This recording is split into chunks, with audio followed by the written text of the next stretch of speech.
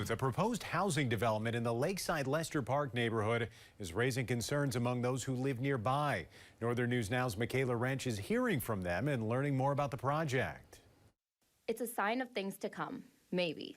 And many nearby residents don't necessarily like what they see. Yet it's being proposed by developers as a way to put a dent in Duluth's housing crisis.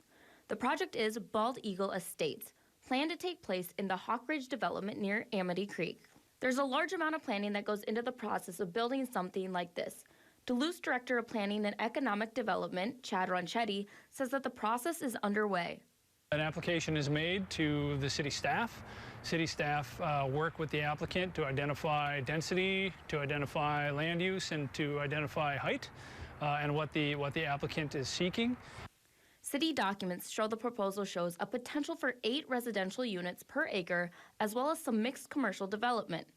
This project is raising concerns among local residents.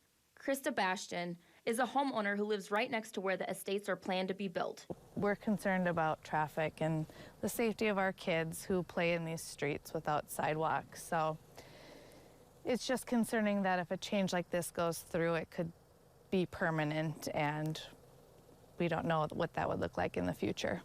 Bastion emphasized they would love to welcome new neighbors, but worry about the fabric of the neighborhood.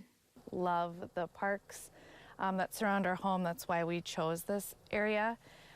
We're just not particularly interested in a rezoning change that will wedge a much denser area. On the flip side, Ronchetti says we need more overall housing in Duluth.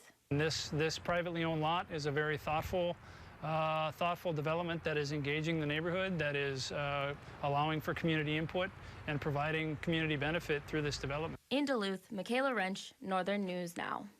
The Planning Commission is going to vote on the plan during an April 9th meeting.